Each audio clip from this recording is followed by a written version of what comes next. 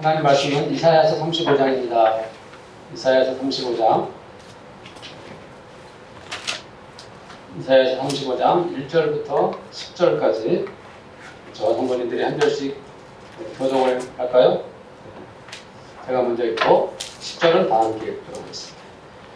광야와 메마른 땅이 기뻐하며 사막이 백합화같이 피어 즐거워하며 이스라엘의 피와 붉은 노래로 즐거워하며 대만의 영광과 갈매와 사람의 아름다움을 얻을 것이다. 그것들이 여호와의 영광 곧 우리 하나님의 아름다움을 보이도다. 너희는 약한 손을 강하게 하며 떨리는 무릎을 굳게 하며 건네는 자들에게 이르기를 새겨라 두려워하지 말라. 보라 너희의 하나님이 오사 보고하시며 갚아주실 것이다. 하나님이 오사 너희를 구하시리라 하라.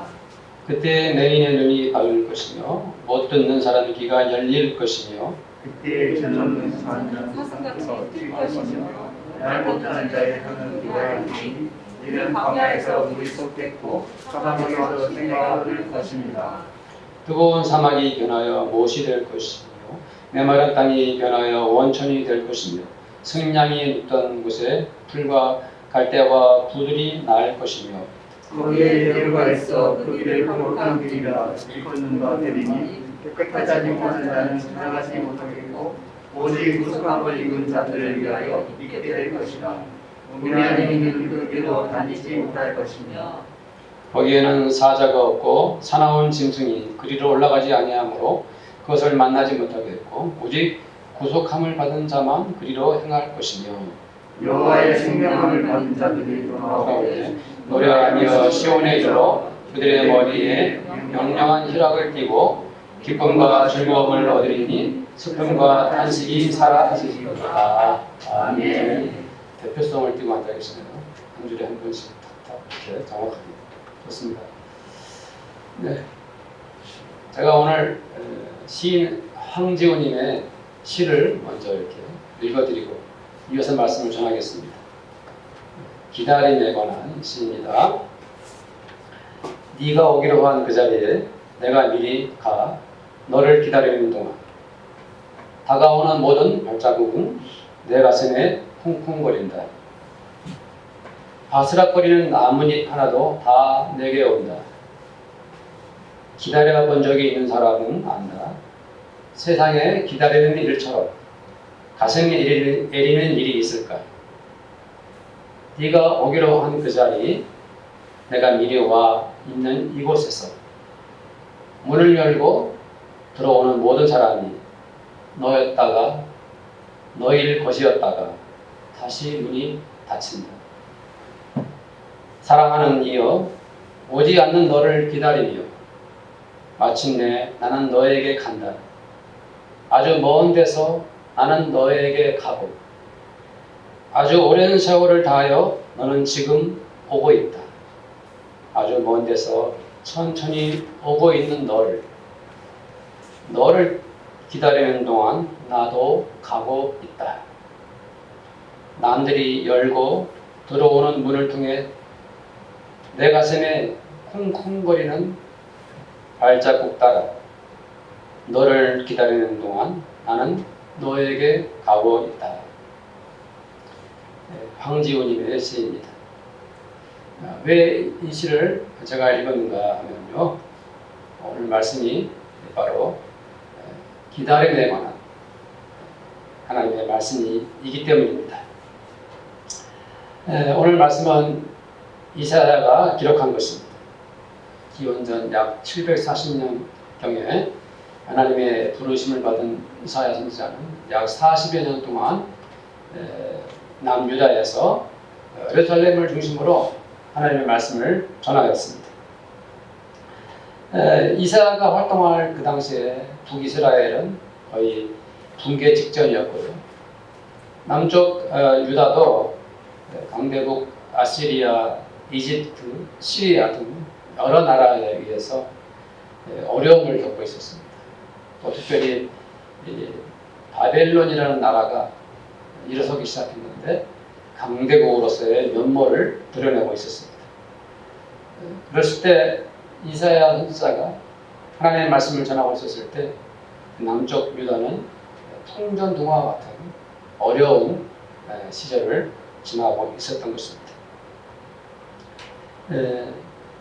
이사야 선지자는 장차 이 나라가 나중에 하나님의 징계를 받고 바벨론에 의해서 성전이 무너지고 또 그 백성들이 나라를 잃고 뿔뿔이 흩어져서 망하게 될 것을 알고 있었습니다. 그러나 이사야 선지자가 전한 말씀들은 회복과 소망의 말씀으로 채워져 있습니다.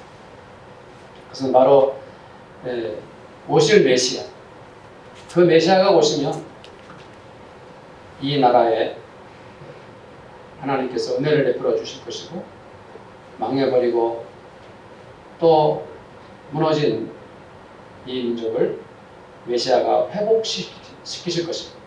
말씀해 주었습니다.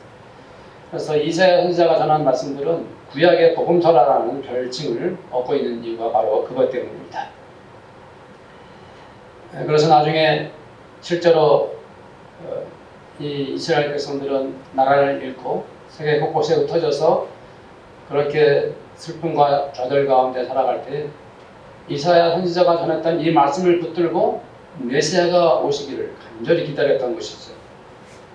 그런 의미에서 오늘 저희들이 읽은 이사야서 35장 말씀도 그 이스라엘 백성들이 고난 가운데서 부디 메시아가 속히 오소서, 메시아가 오셔서 저희와 그리고 우리 민족을 회복시켜 주옵소서라는 간절한 마음으로 메시아를 기다리는 그러한 마음으로 그들은 이 35장 말씀을 믿고 기다렸던 것입니다. 자, 우리 1절 2절 말씀을 함께 읽어볼까요? 시작. 광야와 메마른 땅이 기뻐하며 사막이 백화같이 피어 즐거워하며 무성하게 피어 기쁜 노래로 즐거워하며 레바논의 영광과 갈멜과 사론의 아름다움을 얻을 것이다. 그들이 여호와의 영광 곧 우리 하나님의 아름다움을 보리로다.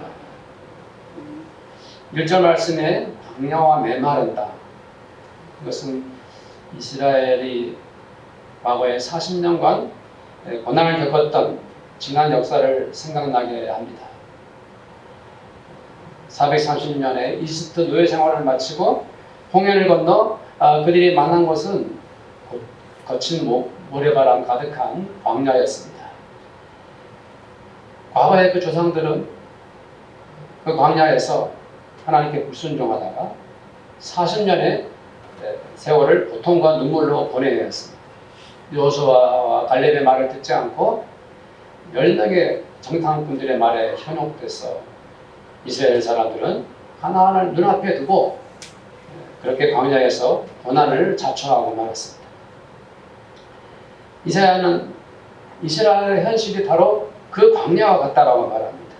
기약이 없는 미래, 나라를 잃고 성전이 무너져버린 비참한 그들의 현실과 그 모든 것이 메마른 땅이다, 사막 그 자체다 라고 이사야는 말하고 있는 것입니다.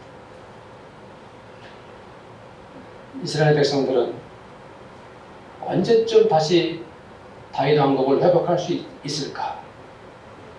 언제 우리가 예루살렘으로 돌아가서 성전을 재건해서 그렇게 하나님께 거룩한 예배를 회복할 수 있을까 하는 마음을 가지고 있었던 것이죠.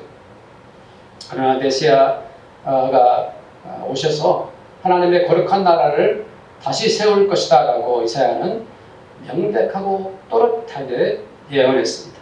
하나님의 말씀, 비록 지금은 사막으로 가득하고 우리가 메마른 땅과 사막 한가운데를 지나가고 있지만 메시아가 오시면 광야와 메마른 땅이 기뻐할 것이다, 그 말씀을 하고 있는 것입니다. 무엇 때문에 광야가 기뻐하죠? 왜 메마른 땅이 기뻐할 것입니까? 이사야는 왜 그렇게 예언했겠습니까? 바로 메시아가 오실 것이기 때문에 그럴 것입니다. 메시아가 오시기 때문에. 메시아만 오신다면 지금 우리가 아무리 힘들고 어렵다 할지라도 메시아는 사막에 꽃을 피우게 하실 것입니다. 백합화가 무성하게 피어서 거칠고 황량한 사막은 사라집니다. 거기에 아름다운 수선화가 가득하게 될 것입니다. 이사야 선지자가 전한 이 말씀은 그야말로 이스라엘 사람들에게는 꿈같은 비전을 갖게 했습니다. 메시아가 오셔서 이 모든 고난의 날들을 끝내고 그곳에 하나님의 나라가 굳건히 설 때 그들은 얼마나 기쁘겠습니까? 얼마나 즐겁겠습니까? 이사야는 레바논의 영광과 갈멜과 사론의 아름다움을 예언했습니다. 레바논은 백향목으로 유명한 나라였습니다. 갈멜에는 웅장한 상수리 나무가 가득했습니다. 또 사론에는 아름다운 꽃들과 기름진 풀밭이 온 땅에 덮였습니다. 메시아가 오시면 이 지긋지긋한 광야의 인생은 끝이 날 것입니다. 이제 메시아가 오셔서 수선화와 백향나무, 상수리나무, 온갖 꽃으로 풍성한 나라로 회복시키실 것입니다. 이렇게 메시아가 오셔서 이루어내실 새로운 나라, 이 비전은 이스라엘 모든 사람들에게 꿈이고 소망이고 희망이었습니다. 그래서 이어서 하는 말씀이 그것들이 여호와의 영광 곧 우리 하나님의 아름다움을 보리로다. 얼마나 은혜로운 말씀입니까? 메시아가 오셔서 이루어내실 그 나라는 여호와의 영광의 나라이고 하나님의 아름다움을 드러내는 거룩한 나라가 될 것입니다. 다음에 5절 6절 말씀을 함께 읽겠습니다. 그때 맹인의 눈이 밝을 것이며 못 듣는 사람의 귀가 열릴 것이며 그때 저는 자는 사슴같이 뛸 것이며 말 못하는 자의 혀는 노래하리니. 여기까지만 읽겠습니다. 이사야 선지자가 예수님 오시기 전에 700년 전에 예언한 말씀인데 그 말씀이 얼마나 생생한지 모르겠습니다. 마치 이사야 선지자가 예수님의 제자가 되어서 예수님이 행하신 그 모든 일들을 직접 경험한 것처럼 이렇게 말씀을 기록해 놓았습니다. 메시아가 오시면 바로 이런 일이 일어나는 것입니다. 메시아가 오시면 그 나라에는 눈을 못 보는 사람이 없습니다. 메시아가 오시면은 그 사람들의 모든 눈을 환하게 밝게 뜨게 하실 것입니다. 메시아가 오시면 못 듣는 사람들도 다 귀가 열려서 듣게 될 것입니다. 메시아는 걷지 못하던 사람들의 발을 고쳐서 사슴처럼 뛰게 하실 것입니다. 일이 있어도 말을 못하던 사람들의 혀는 이제 주님을 찬양하게 될 것입니다. 어떻습니까? 메시아가 오셔서 이루어내실 그 하나님 나라의 공동체가 얼마나 아름답고 얼마나 기쁨이 넘치는 곳입니까? 이스라엘 백성들은 바로 그 메시아를 간절히 기다렸습니다. 애타게 기다렸습니다. 메시아가 오시기를. 그래서 이렇게 그 메시아가 고통받는 자기 민족을 살리시고 회복시켜달라고 그들은 그렇게 기다린 것입니다.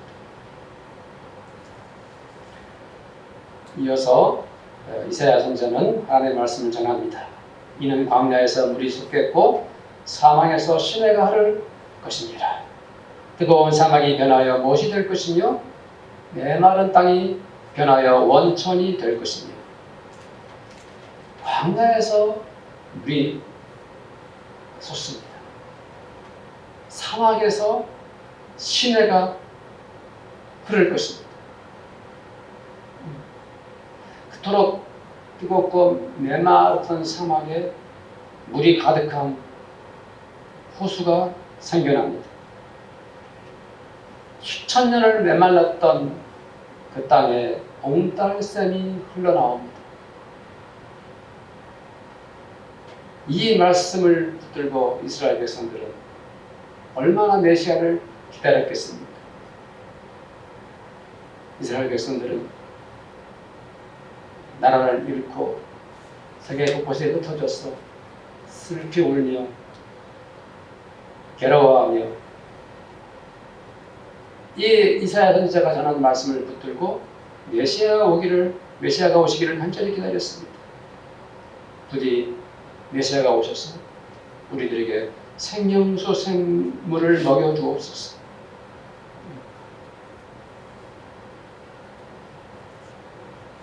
8절 말씀을 또 보겠습니다. 제가 읽겠습니다. 거기에 데려가 있어 그 길을 거룩한 길이라 일컫는 바들이니 깨끗하지 못한 자는 지나가지 못하겠고 오직 보속함을 입은 자들을 위하여 있게 될 것이라. 우매한 행위는 그 길로 다니지 못할 것입니다.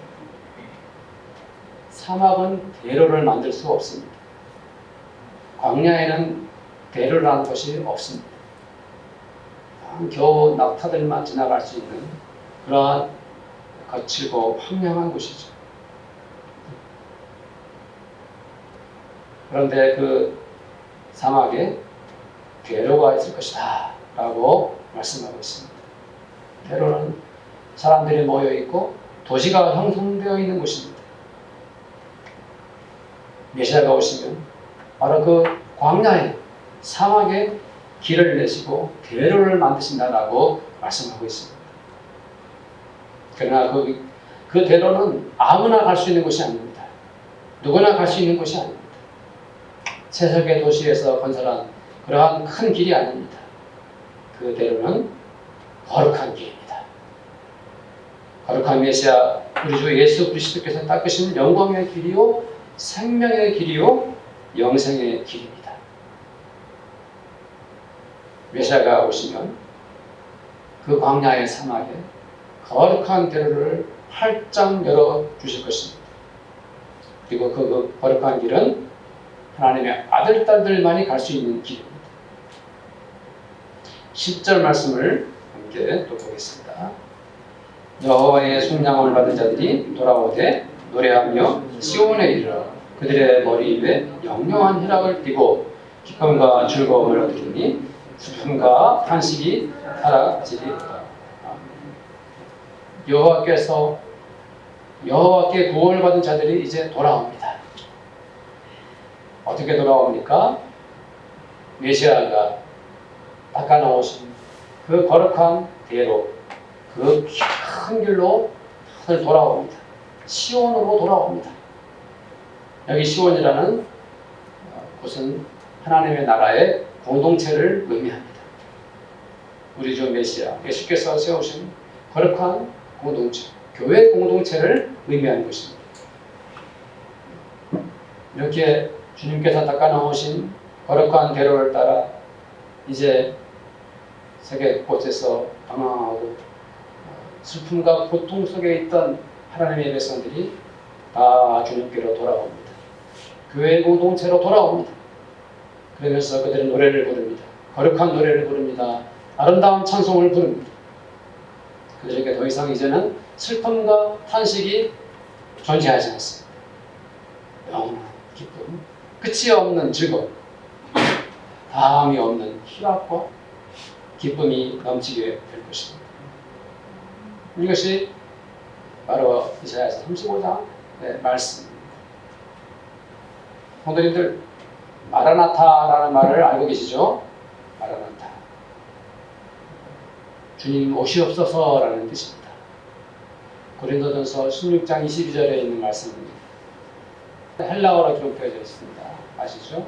그런데 이 마라나타라는 아람어입니다. 그런데 바울은 그것을 번역하지 않고 그대로 음력을 했습니다.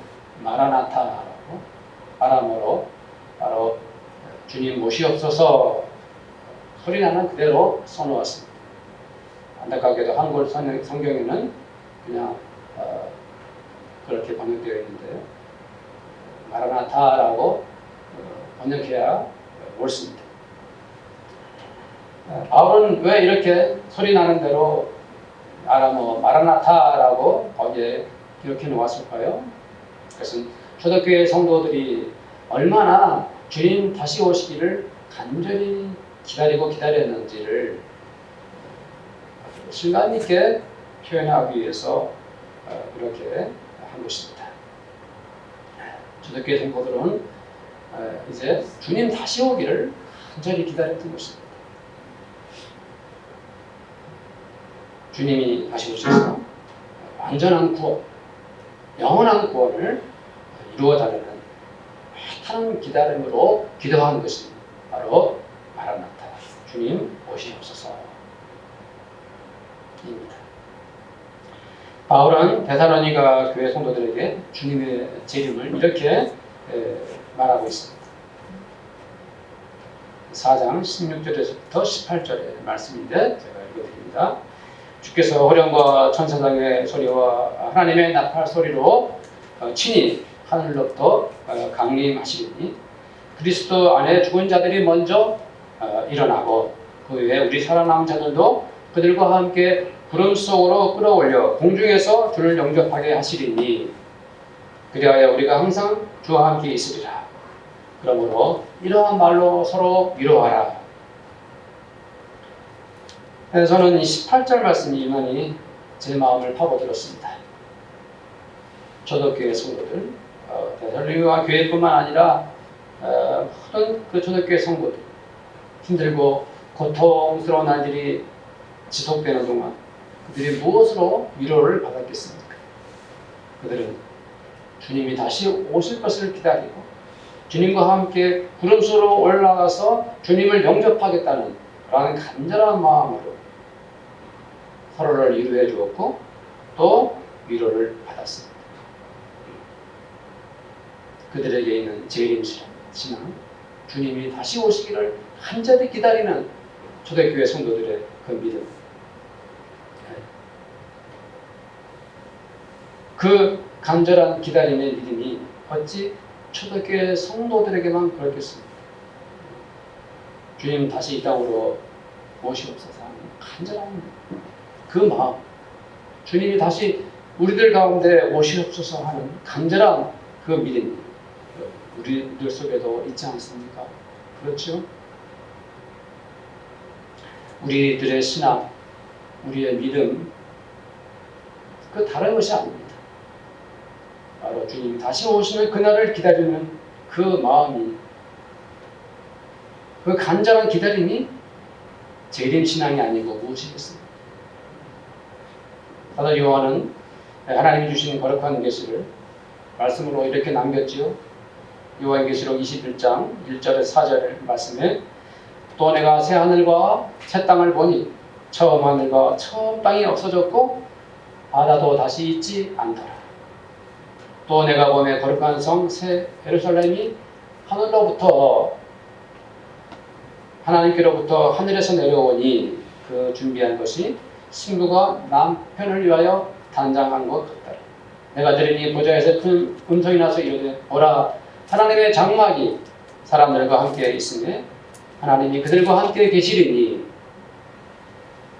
그들은 하나님의 백성이 되고 하나님은 친히 그들과 함께 계셔서 모든 눈물을 그 눈에서 닦아주시니 다시는 사망이 없고 애통하는 것이나 곡하는 것이나 아픈 것이 다시 있지 아니하리니 처음 것들이 다 지나갔으리라.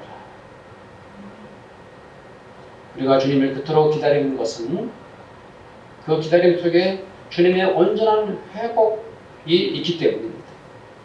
주님이 처음 우리에게 오셨을 때도 우리의 죄를 사하여 주셨습니다. 우리에게 영원한 생명의 은혜를 베풀어 주셨습니다. 그리고 주님께 다시 오실 때에도 이 세상에 흘렸던 그 모든 눈물을 우리의 눈에서 닦아주실 것이고 우리에게 영원한 하나님 나라, 주님의 아들딸들만이 누릴 수 있는 그 영생의 은혜를 우리에게 허락해 주실 것입니다. 만약 우리가 살아서 주님을 뵌다면 공중에서 주님을 영접하게 될 것입니다. 우리는 이 시대를 살면서 주님을 기다리는 그 믿음이 얼마나 소중한지, 주님을 기다리는 그 신앙이 얼마나 거룩한지를 다시 한번 깊이 깨닫게 됩니다. 우리가 주님을 간절히 기다리고 또 기다리며 주님은 반드시 우리의 삶 속에서도 찾아오십니다. 이 예배 현장에서 우리의 삶의 모든 순간순간에도 우리가 주님을 간절히 기다리고 기다리며 주님은 우리에게 찾아오십니다. 우리에게 오신 주님이 우리를 살리시고 우리를 회복시켜 주시고 우리를 새롭게 하십니다. 그러므로 지금은 우리가 더욱 간절히 주님의 은혜를 기다려야 할 때입니다. 나라를 잃고 흩어져 버린 이스라엘 사람들이 간절히 메시아를 기다렸던 것처럼, 그리고 그 메시아 예수께서 마침내 우리에게 오신 것처럼 우리는 간절히 지금 하나님의 은혜를 기다려야 합니다. 초대교회 성도들이 환난과 박해와 고통 속에서도 다시 오실 주님을 어서 오소서 하고 안타깝게 기다렸던 것처럼 지금은 우리가 주님의 은혜를 간절히 기다려야 할 때입니다. 지금은 어느 한 나라나 어떤 한 계층의 사람들에게만 고통을 겪는 것이 아닙니다. 가난한 사람들도, 경제적으로 풍요로운 사람들도, 평범한 보통 사람들도, 심지어 한 나라의 대통령이라 할지라도 하루아침에 목숨이 위협을 받는 때입니다. 지금은 아무리 최선을 다해서 일하고 싶어도 일을 할 수가 없고 경제적 타격이 너무 심해서 마치 도미노처럼 무너져가는 시대를 살고 있습니다. 믿음의 생활도 마음대로 할 수가 없어서 온 세계의 교회들이 광야의 날들을 보내고 있습니다. 예수님께서 부디 이 세상의 어두움의 그늘로 내려앉은 이 질병을 고쳐주기를 우리는 간절히 기다려야 합니다. 주님 오시옵소서. 이 땅과 이 민족과 온 세상 위에 주님 오시옵소서.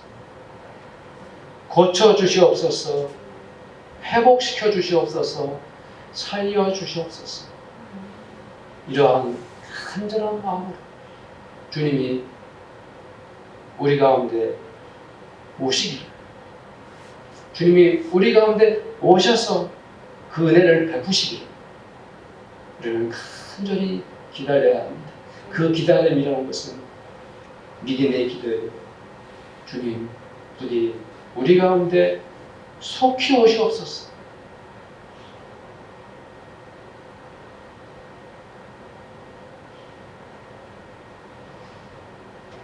주 예수여, 우리에게 오시옵소서. 마라나타, 주 예수여, 아멘, 주 예수여, 오시옵소서. 이러한 간절한 믿음과 간절한 기도와 간절한 기다림, 저와 우리 성도님들 가운데, 우리 교회 가운데, 온 세상의 이 땅의 백성들과 온 세상의 교회들 가운데 임하기를 간절히 소원합니다. 이제 한번 통성으로 기도하기를 원합니다. 오늘 말씀을 생각하시면서 주님 우리 가운데 오셔서 회복의 은혜를, 구원의 은혜를 베푸소서라고 함께 기도하겠습니다. 하나님 아버지, 간절히 기도합니다.